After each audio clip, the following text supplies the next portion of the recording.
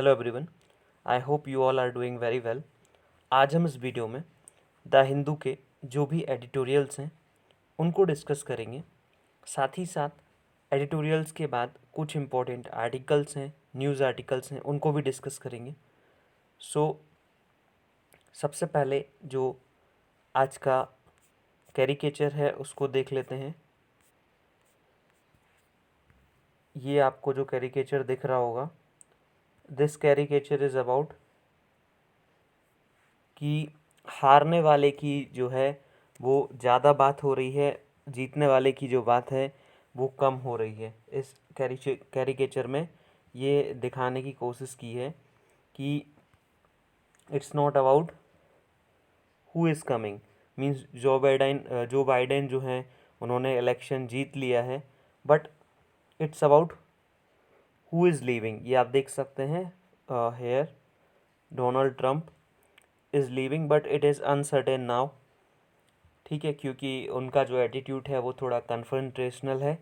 हो सकता है कि कोई ना कोई प्रॉब्लम आए उससे रिलेटेड। तो ये आज का कैरिकेचर है। इसके बाद जो आर्टिकल्स हैं, सबसे पहले ये जो बाइडेन की इंडिया से रिलेटेड क्या पॉलिसी रह सकती है उससे रिलेटेड ये आर्टिकल है। और दूसरा आर्टिकल ये अमेरिका की जो पॉलिटिक्स है और उसकी जो फॉरेन पॉलिसी है उससे डोनाल्ड ट्रंप के आने से उस पर क्या इम्पेक्ट पड़ा उसके बारे में ये आर्टिकल बात करता है।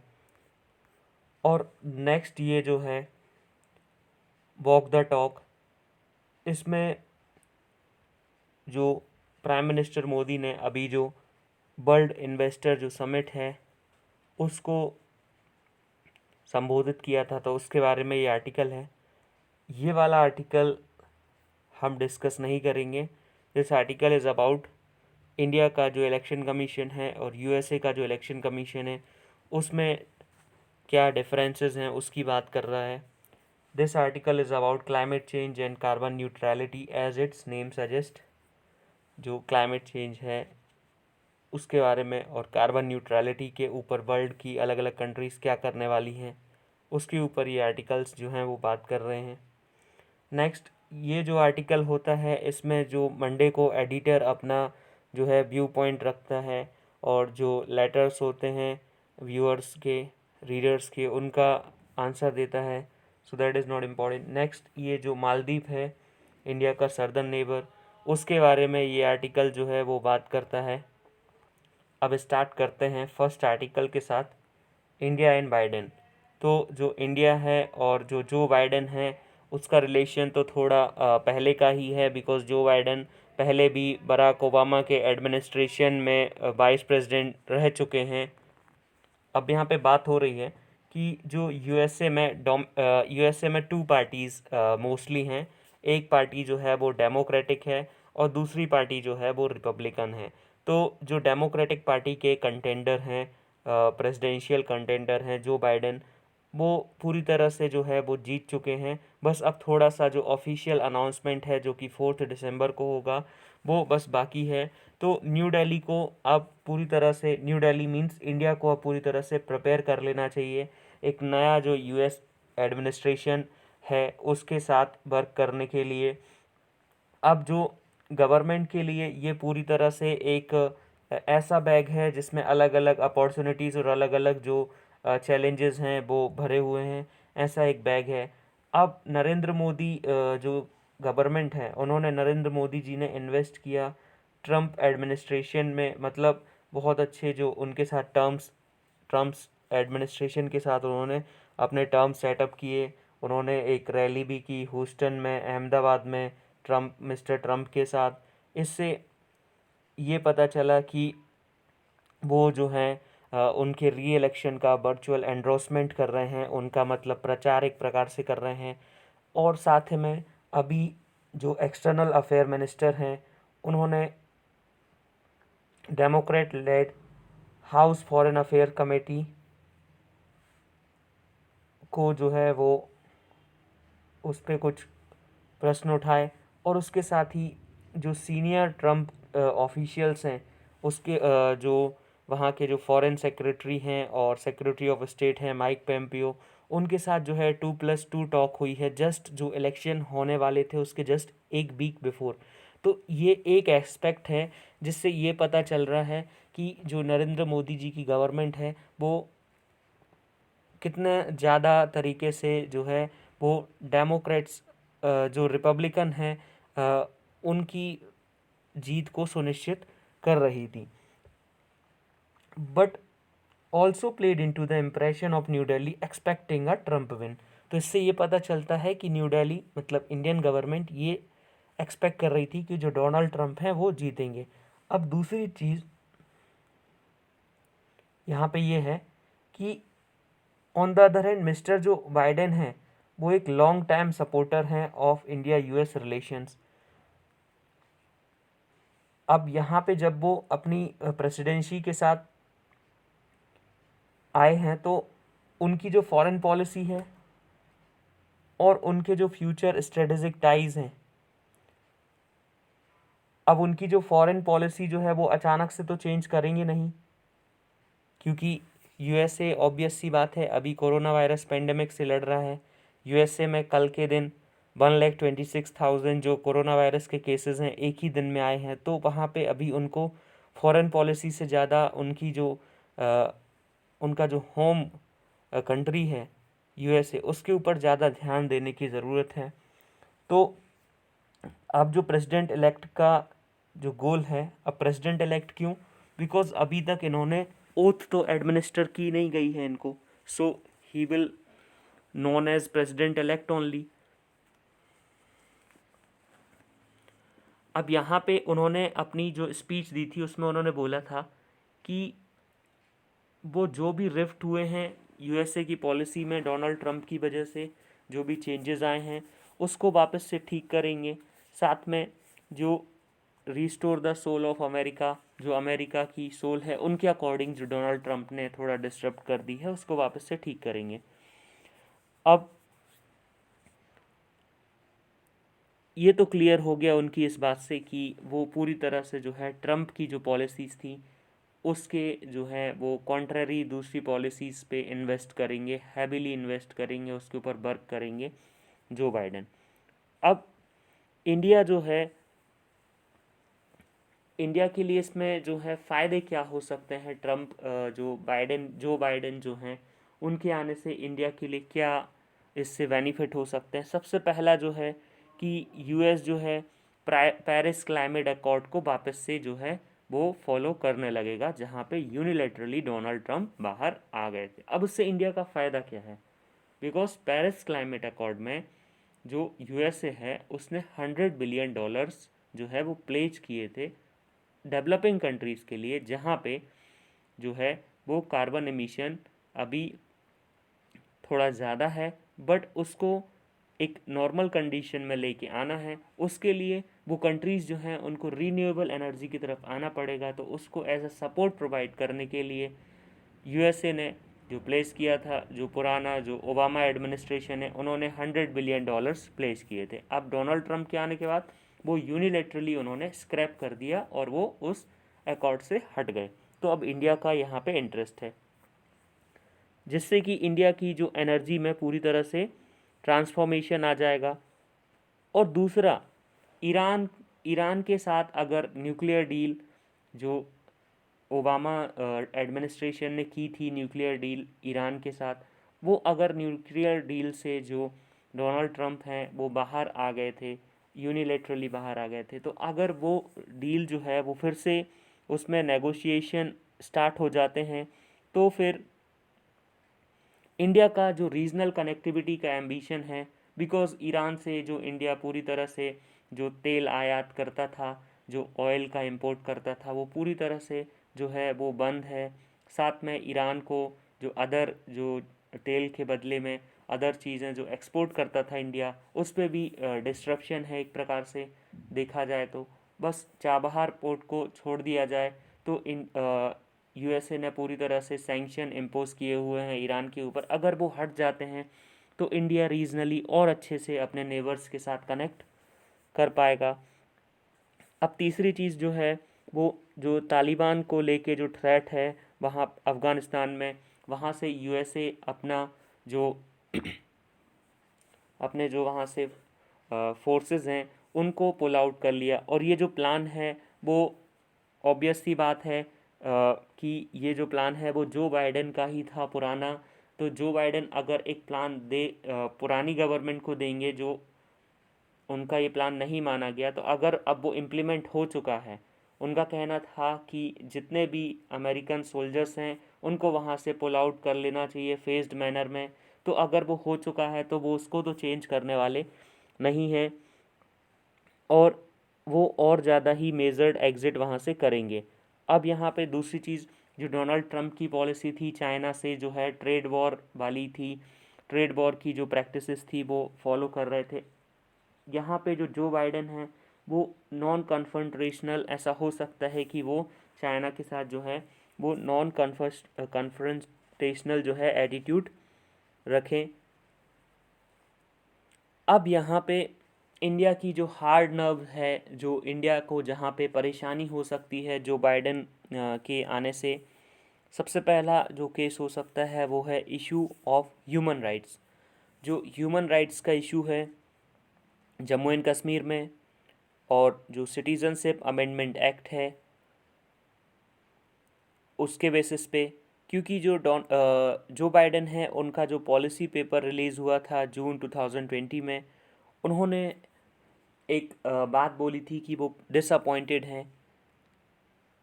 लेकिन यहाँ पे कुछ और एरियाज़ भी हो सकते हैं जहाँ पे एंगेजमेंट इंडिया यूएसए के साथ करे,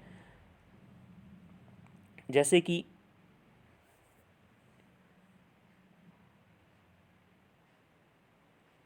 बाइडेन जो हैं उन्होंने प्रॉमिस किया है कि वो लीडरशिप स्टाइल में पूरी तरह से जो है वो चेंज लेके आएंगे with broader powers to adviser and process driven decisions. Means जो उनके जो भी एडवाइज़र्स होंगे उनको ज़्यादा पावर दी जाएगी, साथ में ही जो भी डिसीज़न लिए जाएंगे वो एक प्रोसेस में आगे बढ़ के एक प्रोसेस सेंट्रिक डिसीज़न जो हैं वो लिए जाएंगे। अब दूसरी चीज़ यहाँ पे जो उनका जो बिलीफ है कि वो जो ट्रेडिशनल जो यूएसए का ट्रांस एटलांटिक और ट्रांस पैसिफिक अलायंस है, अब ये ट्रांस एटलांटिक अलायंस ट्रांस जो एटलांटिक अलायंस है वो क्या होता है, जो यूएसए जो है वो नाटो जो है उसका फाउंडिंग मेंबर है। तो नाटो का जो अलायंस है उसको ट्रांस एटलांटिक अलायंस बोला जाता है। इसको एक बार नाटो को एक बार नोट्स के बेसिस पे देख लेते हैं, बिकॉज ये एग्ज़ाम के लिए इम्पॉर्टेंट हो जाता है। You can join these notes easily by the link given in the description. आप वहाँ से ज्वाइन कर सकते हैं ये नोट्स। यहाँ पे आपको पूरे जो नोट्स हैं वो डेली आपको मिल जाएंगे। और जो सबसे पहला जो है नॉर्थ अटलांटिक ट्रीटी ऑर्गेनाइजेशन, ये एक इंटर गवर्नमेंटल मिलिट्री जो है अलायंस है, establish by Washington treaty. Treaty days was signed in 4 अप्रैल 1949। अब इसका जो हेडक्वार्टर है वो ब्रुसेल्स बेल्जियम में है। अब कुछ लोग इस बात से कंफ्यूज रहते हैं कि ये यूएसए ने फाउंड किया था तो इसका हेडक्वार्टर कहीं ना कहीं यूएसए की किसी न किसी सिटी में होना चाहिए, but its headquarter is in Brussels Belgium. अब यहाँ पे इसके जो कमांड ऑपरेशन हैं, allied command operation Mons Belgium में है। इसका सिग्निफिकेंस क्या है, इसमें एक सिस्टम है कलेक्टिव डिफेंस का। जो इसके इंडिपेंडेंट मेंबर हैं वो एक म्यूचुअल डिफेंस रिस्पॉन्स के लिए एग्री होते हैं। मतलब अगर किसी एक पर्सन को, एक कंट्री, एक मेंबर कंट्री को कोई एक पर्टिकुलर अदर कंट्री जो है, जो नाटो का मेंबर नहीं है, वो उसके ऊपर अटैक करता है, तो उसको ऐसा माना जाएगा कि वो अटैक जो है पूरी नाटो की जो जितनी भी कंट्रीज़ हैं उनके ऊपर है। अब इसका जो ऑब्जेक्टिव है, promote democratic values and enable member to consult and cooperate on defence and security related issues to solve problem, build trust and in long run prevent conflict. अब इसका जो मिलिट्री से संबंधित जो इसका ऑब्जेक्टिव है वो नाटो कमिटेड है कि पीसफुल रिजोल्यूशन होना चाहिए जो भी डिस्प्यूट हैं। डिप्लोमेटिक एफर्ट अगर फेल हो जाते हैं और अगर कोई कन्फ्रंट्रेशन होता है तो वो पीसफुल होना चाहिए। और इसके पास इतनी मिलिट्री पावर है कि वो एक क्राइसिस मैनेजमेंट ऑपरेशन को अंडरटेक कर सकती है। ये नाटो की जो फाउंडिंग ट्रीटी है उसके अकॉर्डिंग काम किया जाता है। नाटो का जो आर्टिकल 5 है उसके अकॉर्डिंग काम किया जाता है। Article 5 of the Washington treaty और under the United Nations mandate alone in a cooperation with other countries and international organisation. अब यहाँ पे दूसरी बात की जा रही थी trans Pacific partnership of USA. ये जो है ट्रांस पैसिफिक पार्टनरशिप एग्रीमेंट भी इसको बोला जाता है। ये was a proposed trade agreement between Australia, Brunei, Canada, Chile, Japan, Malaysia, Mexico, New Zealand, Peru, Singapore, Vietnam and United States signed on 4 फरवरी 2016। तो ये जो है वो इतनी कंट्रीज़ के बीच में एक अलायंस है। अब यहाँ पे अचानक से दूसरी चीज़ जो है कि जो बाइडेन का जो बिलीफ है कि वो यूएसए के जो ट्रेडिशनल ट्रांस एटलांटिक जो अलायंस है और ट्रांस पैसिफिक अलायंस है वो थोड़े से अभी उनमें थोड़ा सा ब्रेक लग गया, बिकॉज डोनाल्ड ट्रंप की जो है वो प्रोटेक्शनिस्ट की पॉलिसी थी। वो पूरी तरह से जो है यूएसए फर्स्ट उनकी पॉलिसीज़ थी। तो उनके जो ग्रुपिंग्स हैं जो बहुत टाइम से बनी हुई हैं उस ग्रुपिंग्स में जो है वो प्रॉब्लम आ रही थी। अब उसमें परेशानी जो है वो ट्रांसैक्शनल ट्रेंड्स जो डोनाल्ड ट्रंप लेके आए, जैसे कि क्वाड ग्रुपिंग है, वो एक तरह से अगर जो बाइडेन रिस्टोर करने का सोचेंगे वापस से ट्रांस एटलांटिक अलायंस और ट्रांस पैसिफिक अलायंस को वापस से ठीक ठाक करने का सोचेंगे तो वो जो है वो इस अलायंस के अगेंस्ट आ जाएगा। और दूसरी चीज़, जो बाइडेन जो है अचानक से जनरलाइज सिस्टम ऑफ प्रेफरेंसेस जो इंडिया को एक सिस्टम मिला हुआ था जहाँ से ड्यूटी फ्री इंडिया जो है वो यूएसए के साथ ट्रेड कर सकता था, न्यू दिल्ली को जो है वो प्रिपेयर करना चाहिए टू द जो भी नई जो गवर्नमेंट आ रही है, नया एडमिनिस्ट्रेशन है, उसके साथ वर्क करने के लिए न्यू दिल्ली को अपने आप को जो है वो पूरी तरह से प्रिपेयर करना चाहिए। क्योंकि एक इंडिया और यूएसए दोनों जो हैं वो मल्टीलेटरल दोनों के बीच में अलायंस हैं, साथ में वो एक एज अ ग्लोबल ऑर्डर भी हैं। अब यहाँ पे जो नेक्स्ट आर्टिकल है इसमें बात की जा रही है the US boat is about building back better. मतलब यहाँ पे इस आर्टिकल में बात की गई है कि डोनाल्ड ट्रंप के आने के बाद से जो यूएसए के रिलेशन हैं अदर कंट्रीज से या यूएसए के अंदर ही जो भी कंडीशंस हैं वो और यूएसए की जो फॉरेन पॉलिसीज़ हैं उसमें जो चेंजेस आए हैं उनको कैसे ठीक किया जाएगा।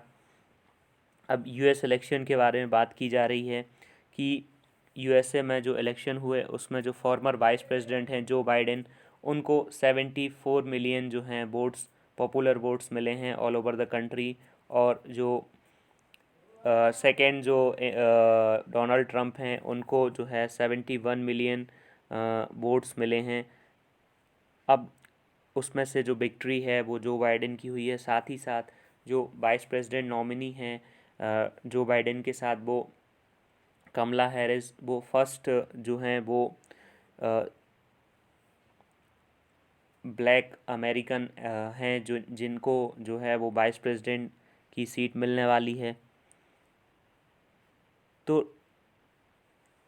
और दूसरी चीज़ जो रिपब्लिकन साइड से देखा जाए तो डोनाल्ड ट्रंप ऐसे फर्स्ट प्रेसिडेंट हैं 1992 के बाद से, वर्ल्ड वॉर 2 के बाद से, जो मतलब एक बार अपनी प्रेसिडेंसी के साथ ही सेकेंड टाइम में प्रेसिडेंट किसी कंडीशन से नहीं बन पाए।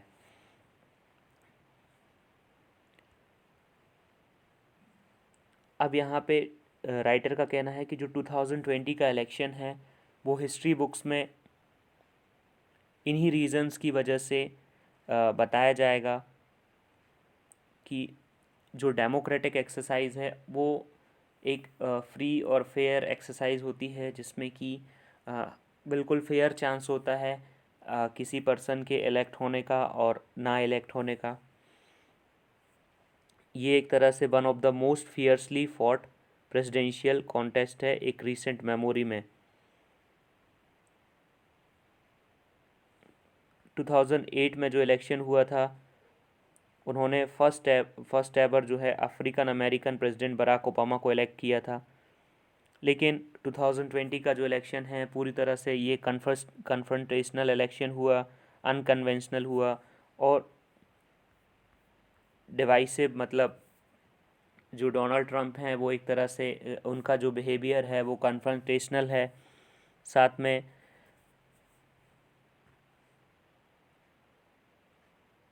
जो स्विंग स्टेट्स हैं वहाँ पे भी जो मार्जिन है वो जो बाइडेन को ही मिली है। अब ट्रंप ईयर्स की यहाँ पे बात की जा रही है कि डोनाल्ड ट्रंप जो हैं उनको 71 मिलियन जो हैं वोट्स मिले हैं और उनका जो कंडक्ट है वो कमांडिंग इन चीफ, मतलब जो प्रेसिडेंट की तरह है, वो पूरी तरह से जो है यूएसए की हिस्ट्री में सबसे ज़्यादा कन्फ्रंटेशनल रहा है। उसके बाद यहाँ पे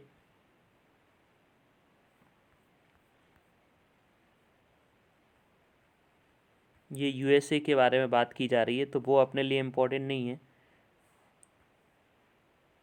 उन्होंने अपने जो डोनाल्ड ट्रंप जब प्रेसिडेंसी के लिए आ रहे थे 2016 में तो उन्होंने अपने कुछ गोल्स बताए थे।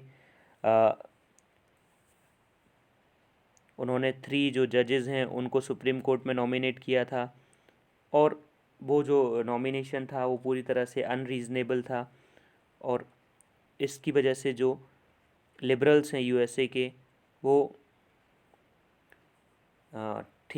खुश नहीं थे, क्योंकि जो यूएसए के सुप्रीम कोर्ट है वो पूरी तरह से जो है वो कंजर्वेटिव जजेस से जो है वो फिर भर चुका था। आने वाले जो डिकेड्स हैं उसमें जो उनके रिज़ल्ट हैं वो फंडामेंटल फ्रीडम के ऊपर जो है वो कर्ब लगा सकते हैं, ऐसा राइटर का कहना है। जैसे कि वुमेन के रिप्रोडक्टिव राइट और मिस्टर ट्रंप ने जो है इमिग्रेशन सिस्टम में भी जो चेक्स लगाए उसको भी अगर कोई चैलेंज करता है तो यूएसए का जो सुप्रीम कोर्ट है वो उसको रोक सकता है। अब यहाँ पे फॉरेन पॉलिसी में डोनाल्ड ट्रंप ने क्या जो है प्रॉब्लम्स क्रिएट की उसके बारे में बात की जा रही है। मल्टीलेटरलिज़म को उन्होंने जो है रिजेक्ट किया, डोनाल्ड ट्रंप ने मल्टीलेटरलिज़म को पूरी तरह से जो रिजेक्ट किया इन फेवर ऑफ बायलैटरलिज्म। मतलब अगर उनका रिलेशन किसी कंट्री से अच्छा है तो उसको उन्होंने प्रमोट किया, ना कि जो डिफरेंट डिफरेंट कंट्रीज़ हैं उनके साथ रिलेशन बना के। और कहीं कहीं तो वो आइसोलेशनिज़म की तरफ भी उन्होंने बढ़ावा दिया। अब दूसरी चीज़ ब्रेक्ज़िट हुआ उन्हीं के टाइम पे और अथॉरिटेरियन जो है वो एशिया धीरे धीरे जो है वो अथॉरिटेरियन होता जा रहा है। फिर जो पेरिस क्लाइमेट अकॉर्ड है उससे भी उन्होंने जो है ईरान के साथ जो ओबामा एडमिनिस्ट्रेशन ने साइन किया था उससे भी वो बाहर आ गए। उसके बाद intermediate range nuclear forces treaty जो है उसको भी उन्होंने डिस्टर्ब कर दिया। Then Trans Pacific Partnership, North American Free Trade Agreement, World Trade Organization, World Health Organization से भी उन्होंने जो है उन्होंने एक्शन लिया। अब ट्रंप जो है वो कहाँ पे आखिर उनको ऐसी प्रॉब्लम हुई कि जिसकी वजह से उनको जो है प्रेसिडेंट वो नहीं बन पाए। तो सबसे पहली बात आ रही है कि जो अनआर्म्ड अफ्रीकन अमेरिकन्स हैं वो उनकी जो डेथ हुई लॉ एनफोर्समेंट एजेंसीज़ की वजह से। जैसे आपने सुना होगा जो ब्लैक अमेरिकन्स हैं उनके ऊपर उनकी जो है उनके साथ रेशियल डिस्क्रिमिनेशन किया गया, तो उसके बेसिस पे उनको जो है वो फेल्योर देखना पड़ा। जो अल्टीमेट उनके जो एडमिनिस्ट्रेशन का फेल्योर है वो कोरोना वायरस जो पेंडेमिक से रिलेटेड है, बिकॉज जो पेंडेमिक है उसमें नियरली 10 मिलियन केसेस हैं, साथ में 2,34,000 जो हैं फैटिलिटीज़ हैं। और इसी कारण से जो ट्रंप है उनको इसकी जो है वो एक तरह से कीमत चुकानी पड़ी। अब अगर 71 मिलियन लोगों ने जो है ट्रंप को वोट दिया है, तो फिर मिस्टर बाइडेन को भी इग्नोर नहीं करना चाहिए या फिर अंडर एस्टिमेट नहीं करना चाहिए अदर साइड को।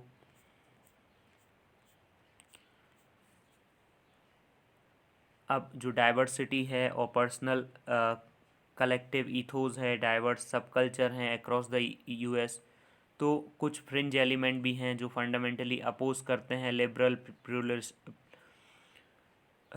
प्लूरलिस्टिक जो विज़न है, मतलब सारी सोसाइटीज़ एक साथ रहें, वो विज़न है। तो जो बाइडेन की टीम है उनको एक तरह से जो काम है वो अच्छे से करना पड़ेगा, जिससे कि जो डिसाइसिव पॉलिटिक्स जो थी उसको ख़त्म किया जा सके।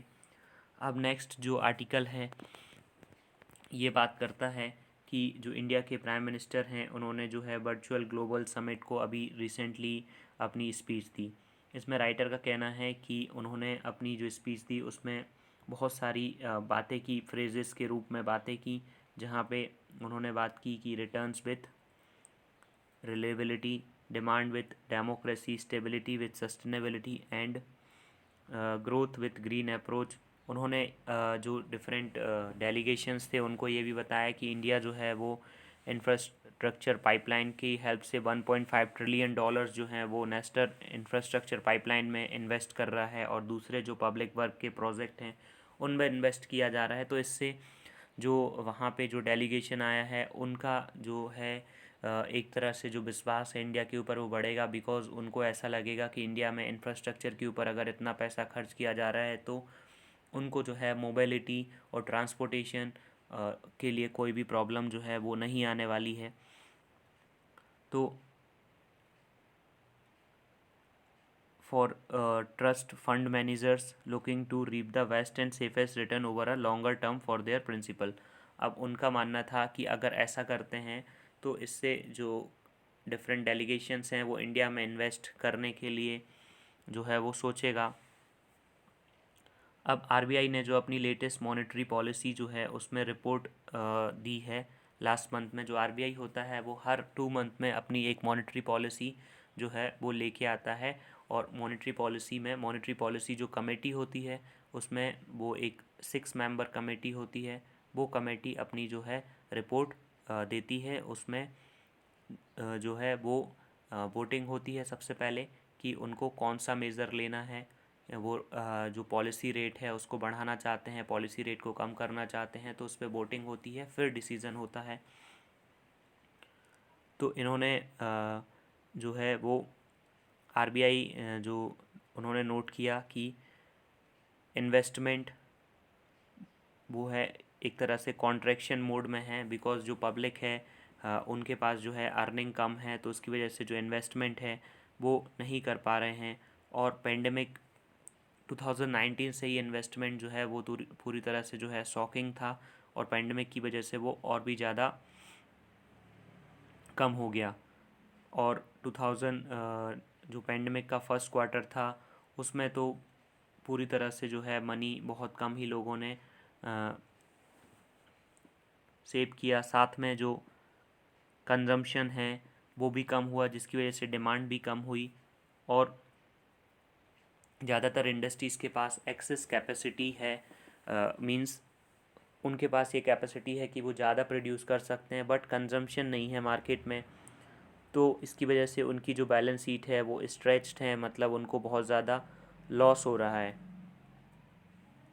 अब नेक्स्ट जो बात आती है, government ability to apportion more fund for growth spurring capital project is hamstring by a widening physical deficit. अब गवर्नमेंट खुद बहुत सारे ऐसे प्रोजेक्ट हैं जहाँ से ग्रोथ मिले, लोगों को काम मिले, रोज़गार मिले, ऐसे प्रोजेक्ट पे गवर्नमेंट खुद इन्वेस्ट तो करती है, बट गवर्नमेंट अभी इन्वेस्ट नहीं कर पा रही क्योंकि गवर्नमेंट का जो फिजिकल डेफिसिट है वो उससे बढ़ेगा। और साथ में जो बॉर्डर स्टैंड ऑफ चल रहा है गवर्नमेंट का इंडिया का चाइना के साथ, उसके बेसिस पे इंडिया को जो है वो एक ऐसी सिचुएशन के लिए, अनफॉर्सीन सिचुएशन के लिए प्रिपेयर रहना होता है।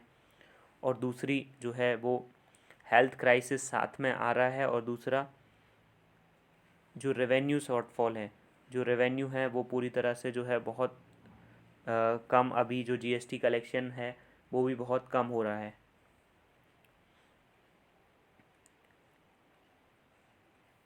जो भी इकोनॉमी के डिफरेंट सेक्टर्स हैं उनमें धीरे धीरे जो है वो रिवॉल्व हो रहा है सेक्शन।